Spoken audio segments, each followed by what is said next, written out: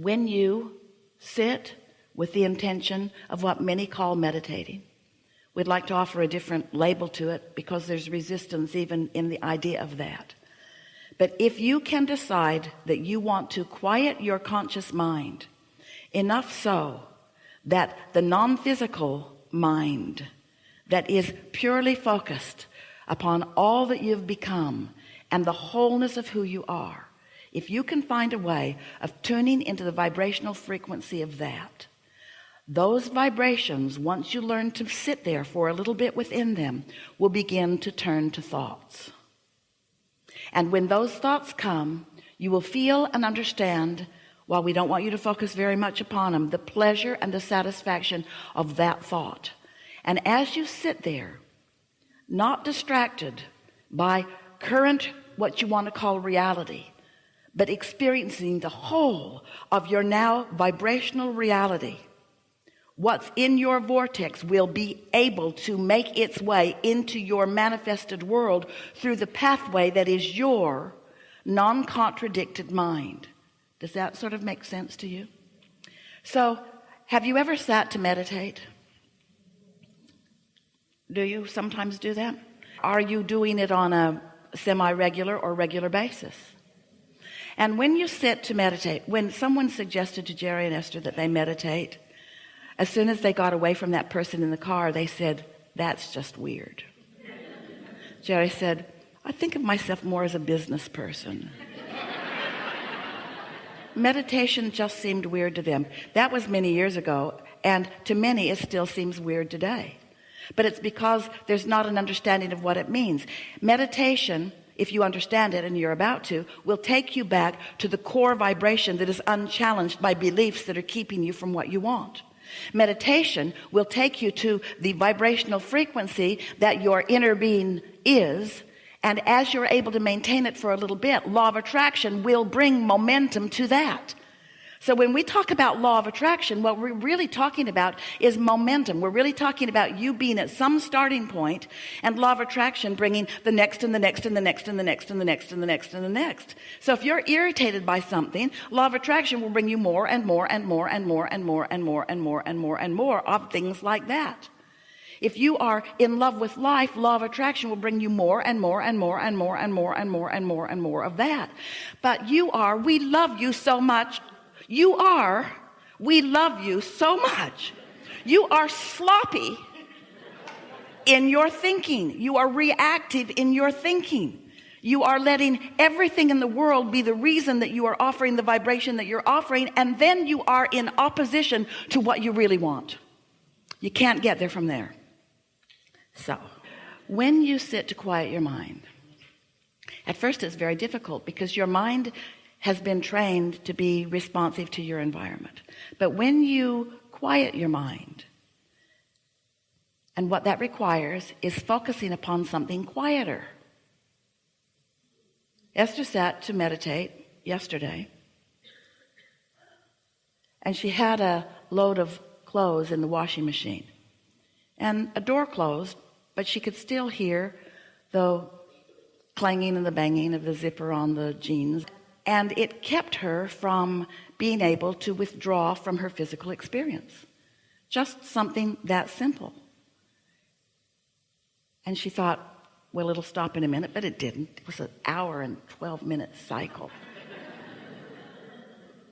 And so it wasn't a good choice of a time or a place for her to intend to quiet her mind. If your telephone's going to ring, it's not a good time or a place to sit to meditate. You want to find a time when you are not likely to be interrupted, in a space where you can really control the environment a bit. It's good if you can shut out the things that you're mostly physically attracted to. So as you sit in this comfortable position, it doesn't matter what it is as long as it's comfortable, and as long as you believe that you can maintain it for at least 15 minutes without needing to worm around, sit in a comfortable place with one intention, and that is to let your mind be still. And when your mind wanders, and it will, just focus upon the idea that you want your mind to be still. Now, we have noticed, as we've watched so many of you, that it is really helpful if you can find something to focus upon that isn't much to think about. Like even a ticking of a clock is a pretty good thing. Or the dripping of a faucet is a pretty good thing. Or if you want your eyes to be open, it's really better if they're closed. A flickering of a flame. It doesn't matter what it is, as long as it's not very much. So it has your attention, but it doesn't bring a lot of attention. You get the idea. Find something that is easy for you to focus upon, that's not very thought-provoking. And then just focus on it until you receive the sign that you have quieted your mind. And that sign is a physical, visceral feeling of detachment from this time and place. It feels like numbness. It feels like floating. It feels like a suspension of gravity. It feels like detachment. It feels like soothing. It feels delicious. So Esther is sitting there, and once she achieves that state, she begins to realize that some intention other than her own is making motions with her physical body. In other words, she's not deliberately thinking about what she's going to do with her physical body. Something else is, that broader perspective is, that quieted mind is. And once she feels that detachment and begins to feel that, and you will in a day or two or three or four or five, you will feel that. And here's the advantage to you. When you get to that place where you are mindless, you are thoughtless, and the non-physical part of you now is the dominant part of your vibration, you are in a state of utter well-being just for a moment. And you are not doing anything with your physical noticing, with your physical senses, that's distracting from that base of well-being. Now you see, the thing that's so wonderful about allowing, it might take you 15 minutes to get there, and you might only be there a minute or two before your meditation time is up. But that's enough. It doesn't matter how long it takes you to get there. It's just important that you get there, because when you get there, you have pushed the reset button. You have given yourself an opportunity to have detachment from the vibrations that are hindering you. And that rut that Esther found in her knowing what she didn't want and trying to find what she did want is now a little softer. It's less likely that she's going to stay in that rut once finding that. You see what we're getting at? We can feel that you're not feeling very engaged in the idea of this, but the reason that we're sticking with this subject anyway, even though you might be feeling a little resistance to it, is because we know that if you will allow yourself that quieted place, it's like a high-rise building that somebody has told you is not steady on its foundation, and so you just put more rebarb up in the top of it and more concrete and try to guy it out maybe to sky hooks or to other buildings or maybe to the ground. But if the foundation of that building isn't secure, it's not going to stand in that secure place very long, and neither are you. And meditation will take you back to your primal, not quite the right word, but you know what we mean, to your grounded, not quite the right word, but you know what we mean, to the very base, to the core of you, to the vibrational center of that which you are, to the goodness that is you, to the whole that is you, to the vibrational reality that is you, to your inner being who knows everything that you are wanting and knows where you stand in relationship to everything that you want. So now you find that vibrational place, that sort of detached place. And once you are pretty good at getting there, have you ever gotten there? You know what we're talking about? Once you are pretty good at getting there, what you will notice, if you will allow yourself to stay in that vibrational place for a little bit, is that the vibration will begin to turn to thoughts. Thoughts will begin to occur to you.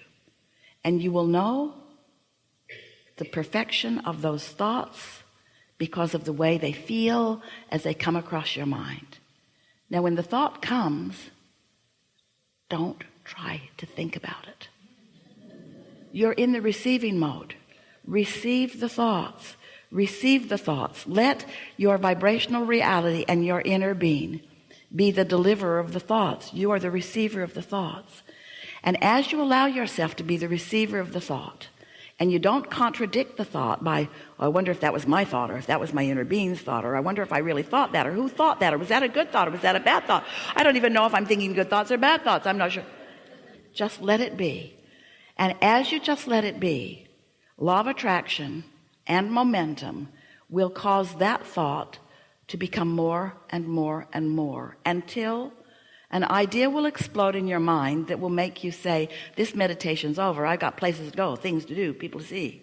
In other words, you'll find yourself very soon feeling enlivened for the day. And it doesn't take more than about a week of that, and we're only talking about 15 or 20 minutes, before, as you begin your day like that, then everything in your day, these ruts that you've been in relative to different relationships or different situations, will begin to soften out. They will begin to dissipate. The problems will dissipate. And if you don't get too carried away in taking score of what's dissipating, and instead you just enjoy, you just find the satisfaction factor in finding your clarity and your strength. Besides what's happening with your mind, you allowing thoughts to turn to things, your physical apparatus is being rejuvenated. You are in the replenishing mode.